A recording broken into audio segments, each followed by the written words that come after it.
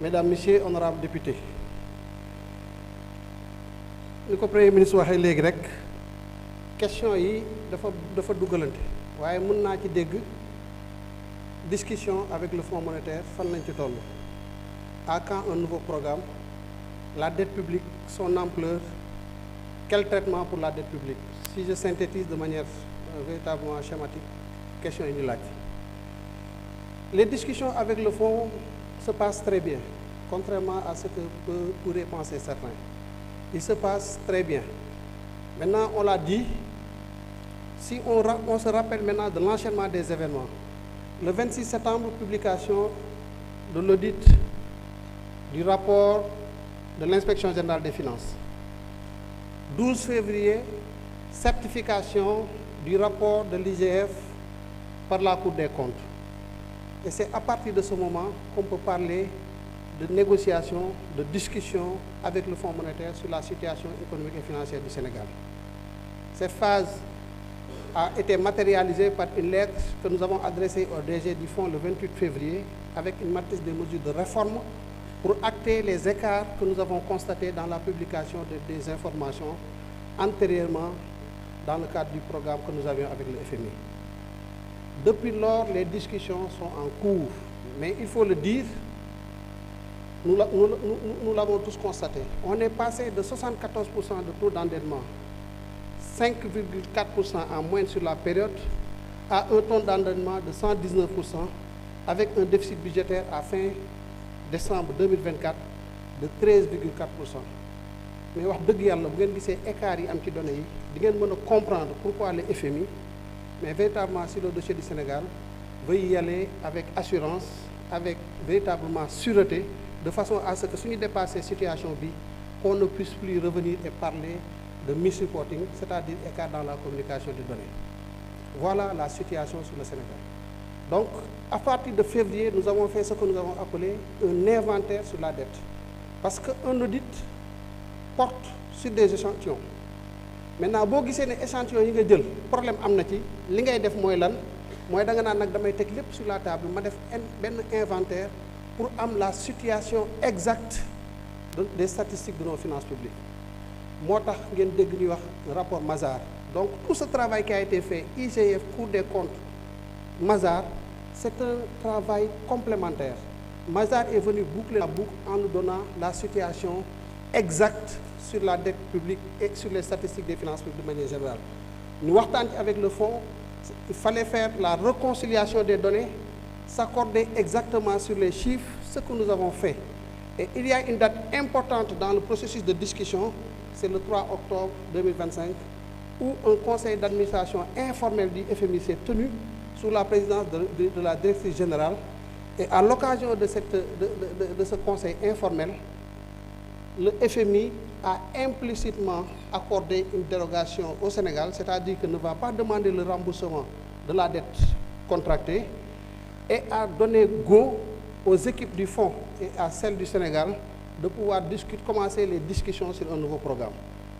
Discussion yi mi ngi commencé mois d'octobre bii mi ngi continuer waaye situation bu jafe boobu tax na lu ci nekk dañ koy teg sur la table discuter ci waxtaan ci ba juboo bi ñu fi ñëwee je pense que c'était du 22 octobre au 6 novembre on a discuté bi ñuy dem ñu jox leen suffisamment d'informations notamment dans le cadre de l'analyse de viabilité de la dette pour que bu ñu tëggee information yi ñoom ci seen façon bi ñuy liggéeyee ñu mun ñu wax comme ñun conclusion bi ñu aboutir ñoom ci ban conclusion la ñu aboutir waaye li ma leen mën a wax lenn lu leer fii mooy waxtaan ak le FMI se passe très bien. Aujourd'hui ñu ngi ci discussion yu sereine am na nag lu ci am ci côté situation de la dette et j'en profite pour répondre à la problématique de la dette posée par l'honorable député Sonko bu wax sur la viabilité de la dette.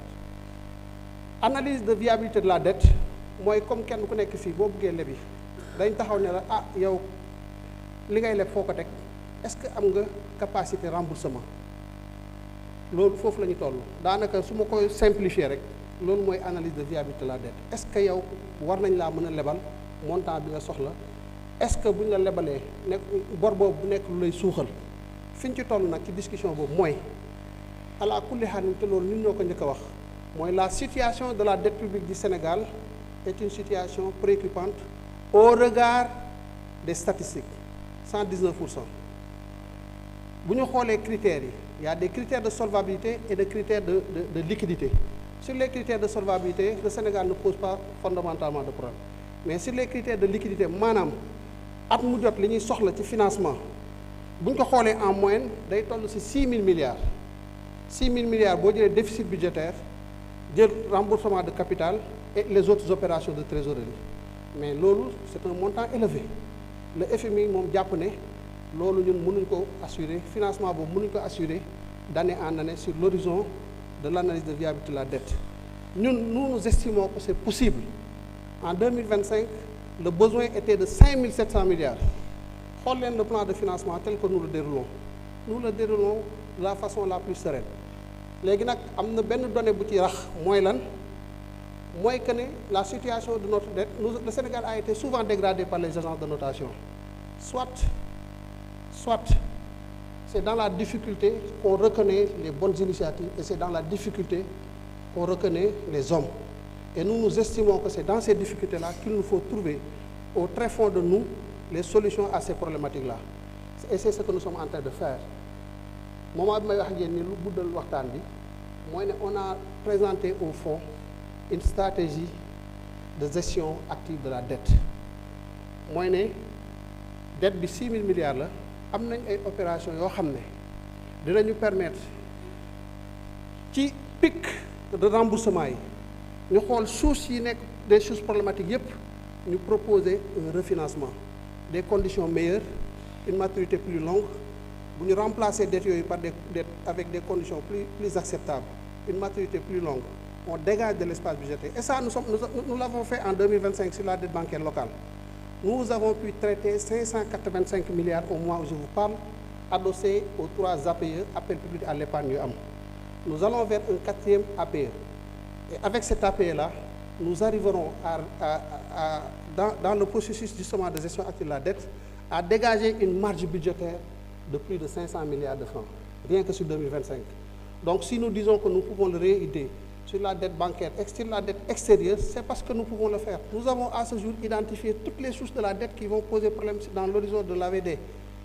Et les opérations sont là, bien identifiées, et ci loolu lañ nekk. Le Premier ministre, vous l'avez compris, nous a amené avec lui lors d'un dernier voyage. Et il y a beaucoup de choses qui se disent. Il y a des opérations que nous faisons avec d'autres partenaires. Et au moment où je vous parle, quand on est dans ce contexte-là, lu ci bari da nga koy lijjanti di ko dox ba tënk ko ba mu wér péng nga doog ci mën a wax waaye nous vous donnons une assurance sur le fait que les négociations avec le fonds se passent très bien.